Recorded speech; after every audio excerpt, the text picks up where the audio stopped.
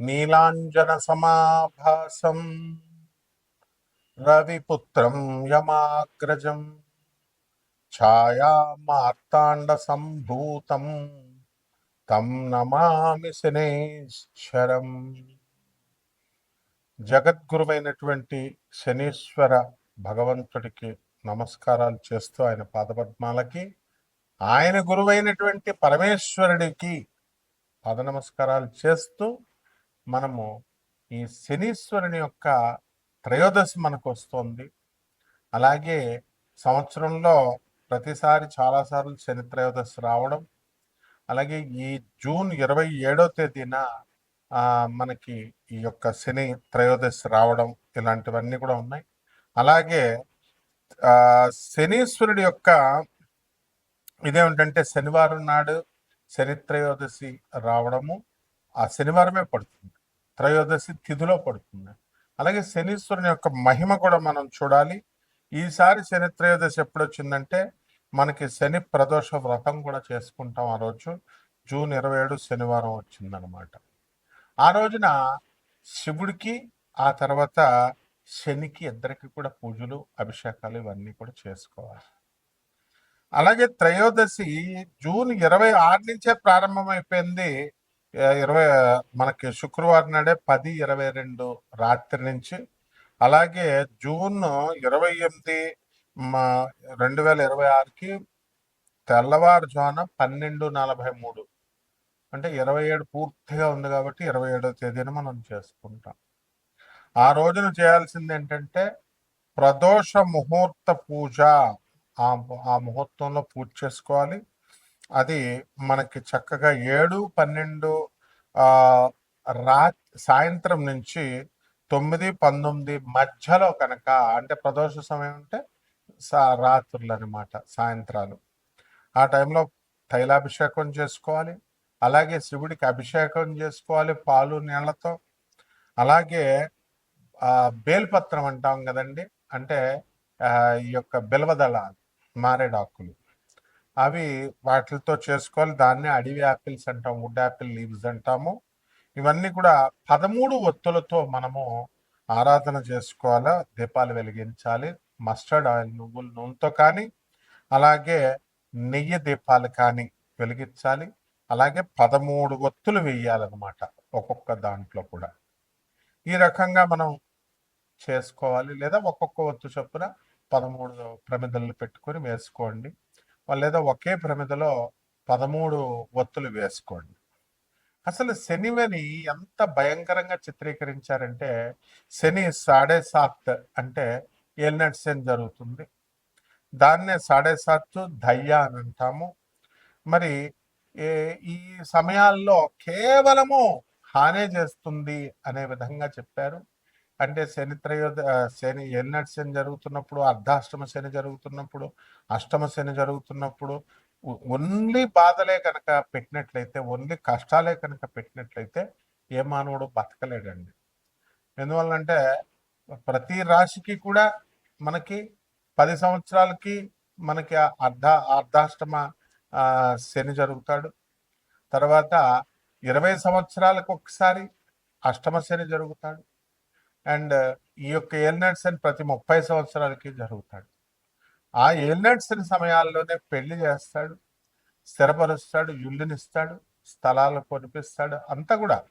అలాగే కష్టాలు పెట్టి బంధువులందరినీ కూడా ఒక్కొక్కళ్ళని, స్నేహితుల్ని దూరం చేసి, నువ్వు ఏకాకివి సుమా, నువ్వెక్కడి నుంచి వచ్చావో అది ఆ ప్రయోజనాన్ని నువ్వు తెలుసుకో. మానవ జన్మ ఈటింగ్ అండ్ మేటింగ్ కాదు. మరి ఏమిటి అంటే నీకు మోక్షం తెచ్చుకోవాలి నువ్వు, అందుకోసం నేను పంపించాము. నీ బ్యాలెన్స్ పాస్ట్ కర్మాన్ని బ్యాలెన్స్ చేసుకోవడానికి వచ్చావు. అలాగే నీ భయాల్ని ఎలివియేట్ చేసుకోవడానికి, పోగొట్టుకోవడానికి వచ్చావు. అండ్ నీ అబ్స్టకల్స్ అన్నిటిని కూడా ఓవర్కమ్ చేసుకోవాలి. నీ అడ్డంకులన్నీ కూడా తొలగించుకునేటటువంటి అపూర్వమైనటువంటి సమయం ఈ శనీశ్వరుడు మనకిస్తాడనమాట. అయితే అసలు శని గురించి ఎంత బ్యాడ్ చేస్తారండి? శని ఏదో హాని చేస్తున్నట్టు. అసలు శని గురించి ఏమన్నా తెలుసా? శని భూమి కంటే కూడా, భూమి ఒక గ్రహం అని మనకు తెలుసు కదా, శని కూడా ఒక గ్రహమే. కానీ మనము నవగ్రహాలలో భూమిని మనం తీసుకోం. కానీ మోడర్న్ సైన్స్లో మనం గ్రహం కింద తీసుకుంటాం. ఇప్పుడు ఆ శని ఎంత బరువుగా ఉంటుందండి ఈ యొక్క భూమి కంటే కూడా. ఎన్ని సైడ్లు అంటే వైడర్ ఎంత వెడల్పుగా ఉంటుందంటే డయామీటర్లో 9 రెట్లు వెడల్పుగా ఉంటుంది భూమికి. అంటే భూమిని ఆ చివరి నుంచి ఈ చివరి వరకు మనం కొలిచామనుకోండి, అలాంటివి మనకి 9 రెట్లు 9 1 మీటర్ ఇదైతే 9 మీటర్ల స్కేల్ పెడితే అంత వెడల్పు ఉంటుంది శనీశ్వరుడి యొక్క గ్రహం. ఆ తర్వాత దాంట్లో వాల్యూమ్ అంటే ఏంటంటే, ఇప్పుడు ఒక గ్లాసులో ఎన్ని నీళ్లు పడతాయి, చిన్న గ్లాసు పెద్ద గ్లాసు తీసుకుంటాం కదా, ఆ పట్టేటటువంటి దాన్ని వాల్యూమ్ అంటాం. ఆ 700 భూముల్ని అందులో దూర్చామనుకోండి, 700 సైజుల భూముల్ని దూరిస్తే శనిగ్రహంలో దూరిపోతాయి అన్నమాట. అంటే అంత పెద్దది అది వాల్యూమ్, లోపల అంత ఖాళీ ఉంది. ఆ తర్వాత ఈ భూమి అంతా కూడా దళసరిగా ఉంది. తర్వాత రాకీ ప్లానెట్ అంతా కూడా పర్వతాలు ఇవన్నీ కూడా రాళ్లతో ఉంటుంది. కానీ శని మాత్రం గ్యాస్ అండి. ఈ యొక్క గాలి వాయు రూపంలో ఉంటుంది, చాలా పెద్ద వాయు రూపంలో ఉంటుంది. అది ఎంత లార్జర్ అంటే ఎంత పెద్దగా ఉన్నప్పటికీ కూడా సైజులో మరి లైటర్గా ఉంటుంది. చాలా బరువు చాలా తక్కువగా ఉంటుంది భూమి కంటే కూడా. ఇకపోతే మనకి ఈ కంపేర్ చేసుకోవాలి, ఎందుకంటే భూమి మీద మనం బ్రతుకుతున్నాం, ఆ శని యొక్క ప్రభావం మన భూమి మీద మన మీద పడుతుంది. కాబట్టి ఎనర్జీసే కాకుండా ఆ ప్రతిదీ కూడా ఆ లైట్ పడ్డము, ఆ గ్యాస్ యొక్క ప్రభావాలు, ఎనర్జీస్, ఆ శక్తి మనం ప్రభావితం చేస్తుంది అన్నమాట. అయితే సాటర్న్ ఈక్విటోరియల్ డయామీటర్ని కనుక మనం తీసుకున్నట్లయితే శనిది 120,536 కిలోమీటర్ల అంత వెడల్పు ఉంటుందండి. అంటే 74,898 మైళ్ళు అనమాట. అలాగే మనకి భూమిని కనుక మనం తీసుకున్నప్పుడు మనకి 74,898 శని అయితే కేవలం 7,917 మైళ్ళు మాత్రమే ఈ యొక్క ఈ భూమి ఉంది. ఇక వాల్యూమ్ల విషయంలోకి వచ్చేసరికి మనకేమవుతుందంటే ఘన పరిమాణము 764 భూముల నుంచి 766 భూముల్ని ఆ యొక్క శనిగ్రహంలో ఇమర్చొచ్చు మనం. తర్వాత 95 రెట్లు బరువు ఉంటుంది భూమి కంటే కూడా. ఈ యొక్క సాటర్న్ 95 times మోర్ మ్యాసివ్ దాన్ ఎర్త్. అయితే మరి బరువులో కూడా గాలి ఉన్నప్పటికీ కూడా చూడండి, బట్ ఏమంటున్నాడు, Saturn is massive compared to earth. భూమే ఎంత బరువు ఉంటే అసలు శని ఇంకా బరువు అనమాట. గ్యాసులతో ఉండి కూడా అంత బరువు ఉంది చూడండి. అయితే ఈ విజువల్ స్కేల్ని కనుక మనం తీసుకున్నట్లయితే ఒక నికెల్, ఒక చిన్న ఉంగరం తీసుకున్నాం అనుకోండి, దాని ఉంగరం సైజులో స్టాండర్డ్ నికెల్ లాగా మనం తీసుకుంటే వాలీబాల్ సైజులో శని ఉంటాడు అనమాట. ఆ తర్వాత ఒక రింగ్ సిస్టమ్ అనేటటువంటిది వలయాల్లో ఆర్బిట్స్ లాగా మెయింటైన్ అవుతా ఉంటుంది శని. అక్కడి నుంచే మనకి శక్తి వస్తుంది, రింగ్ సిస్టమ్ నుంచే మనకి శని యొక్క ప్రభావాలు మన మీద పడతా ఉంటాయి అనమాట. మొదట రింగ్ క్లోజర్ గా ఉన్నప్పుడు భూమికి అవుటర్ రింగ్ ఎక్కువ, ఇన్నర్ రింగ్కి వెళ్ళే కొద్దీ ఇంకా ఎక్కువగా ఆ భూమి లాగుతూ ఉంటది శని యొక్క రింగ్. సో ఏ విధంగా అయితే ఎలక్ట్రాన్స్ అంతా కూడా ఈ యొక్క న్యూట్రాన్ ప్రోటాన్స్ మధ్యలో ఉంటే ఎలక్ట్రాన్స్ అలా తిరుగుతున్నప్పుడు బాగా చివరన ఉన్నటువంటి లాస్ట్ ఆర్బిట్ ఈజీగా తీసేయచ్చు. లోపల ఉన్నటువంటి ఆ యొక్క ఆర్బిట్ లో KLMNL షెల్స్ ఉంటాయి. ఆ దగ్గరగా ఉన్నటువంటిది ప్రోటాన్స్ కి న్యూట్రాన్స్ దగ్గర ఉన్నది పీకడానికి ఎక్కువ ఎనర్జీ అవసరం. ఇదే విధంగా సేమ్ రూల్ అప్లై అవుతుంది మనకి.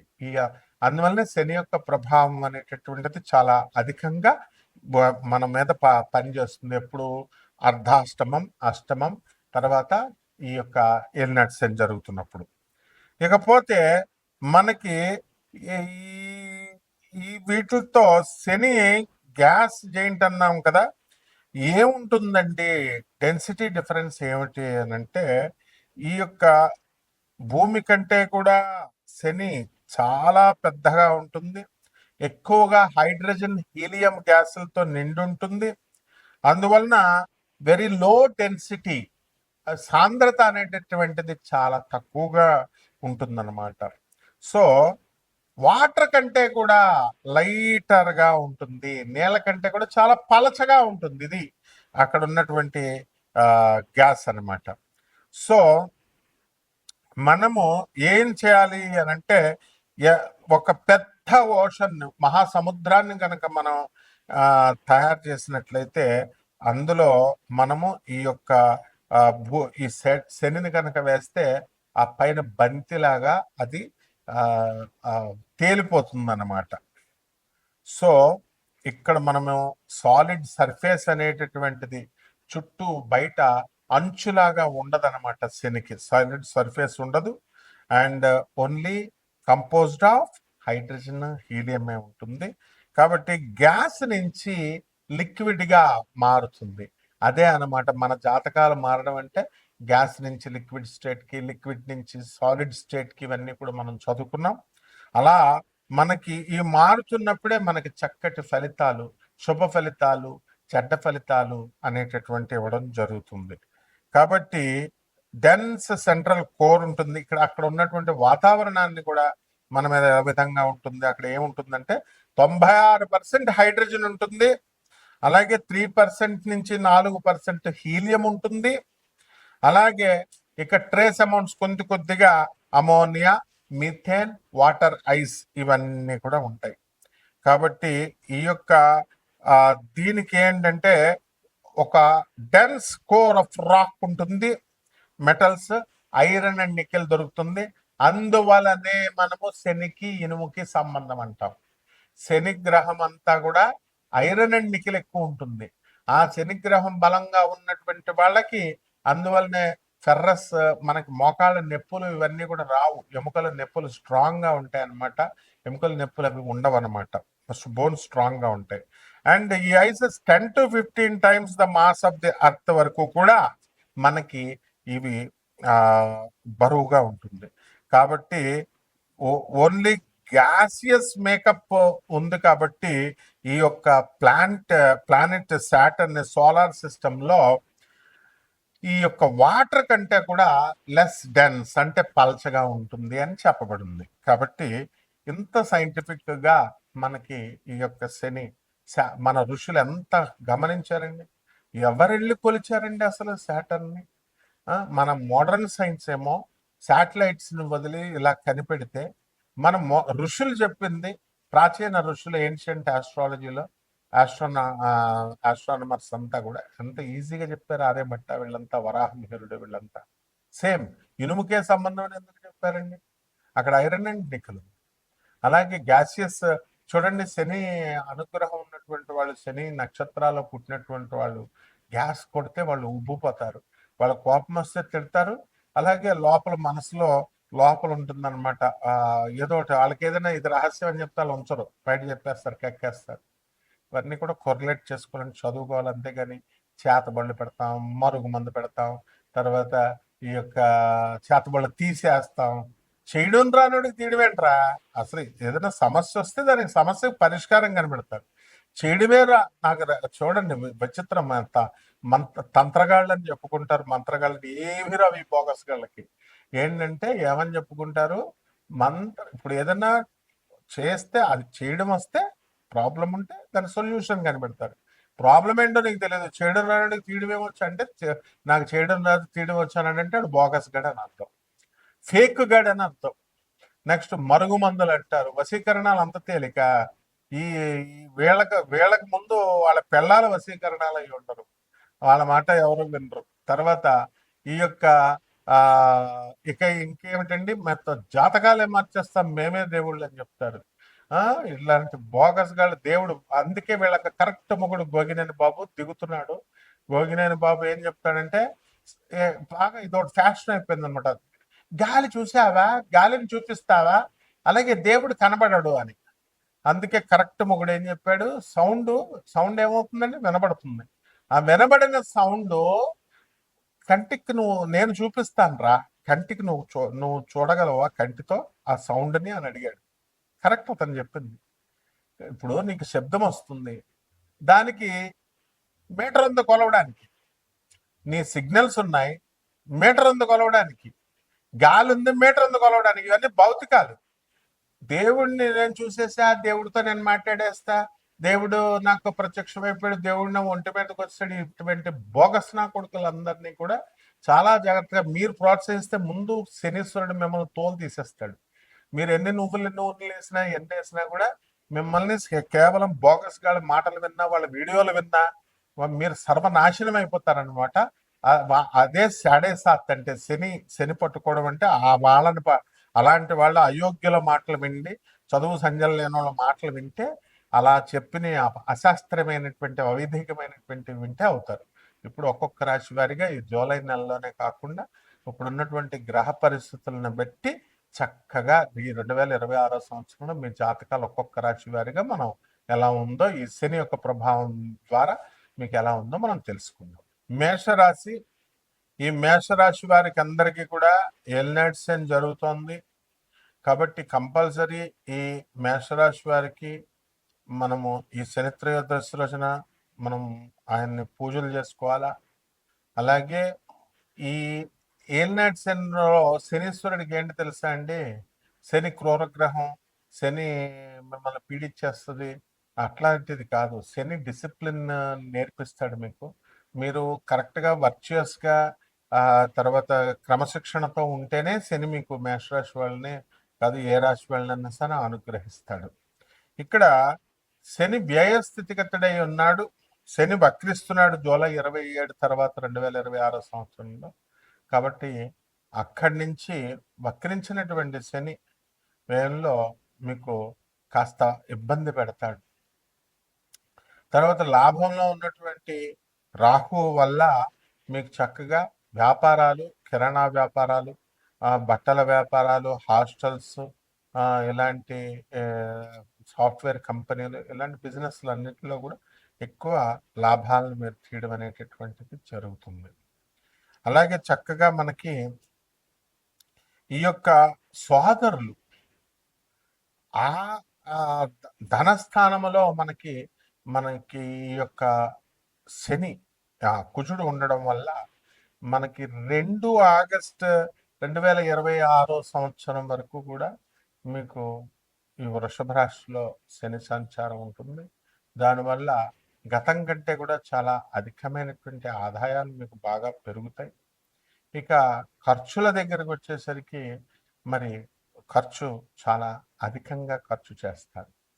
అందువలన వీళ్ళంతా కూడా దేనికి వెళ్తారంటే తీర్థయాత్రలకి, ఇలాంటి వాటికన్నిటికీ కూడా దేవాలయాలు, మఠాలు, ఇలాంటి తీర్థయాత్రలన్నీ కూడా చేయడం అనేటటువంటివి జరుగుతాయి. దీని ద్వారా డబ్బులు ఖర్చు ఎక్కువగా ఉంటుంది. అలాగే బుధుడు మనకి జూలై 24 తర్వాత వక్రిస్తున్నాడు. మరి 27 వరకు కూడా, జూలై 7 నుంచి 24 వరకు కూడా బుధుడు సవ్యదశలో ఉన్నాడు. కాబట్టి కమ్యూనికేషన్ ద్వారా మీరు కొంతవరకు కూడా ఈ ఎల్నెట్ సెన్ జరుగుతుంది కాబట్టి లైట్గా ఇబ్బంది పడడానికి అవకాశాలు ఉంటాయి.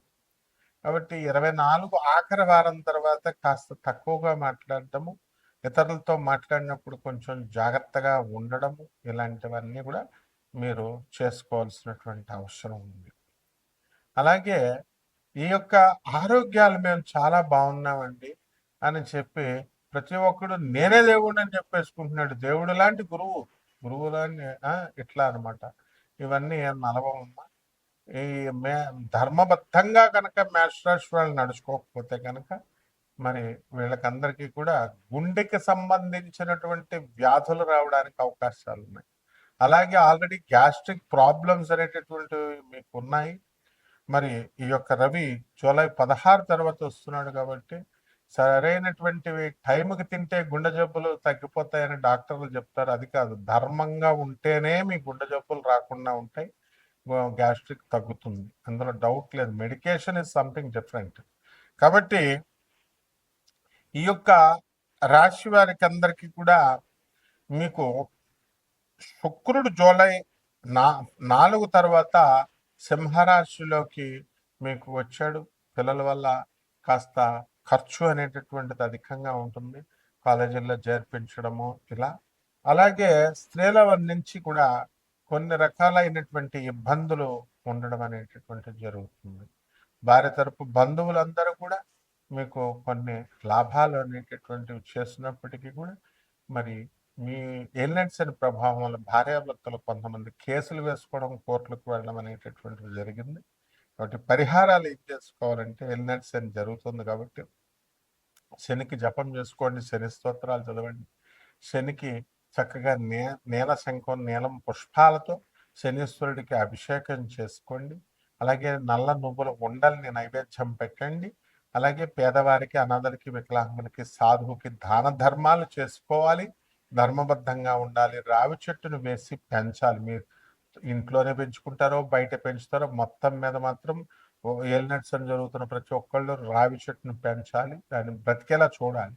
అలా కనుక అయితే మాత్రమే మీకు ఈ యొక్క శని దోషం నుంచి మీరు తప్పించుకోగలుగుతారు. శుభమస్తు.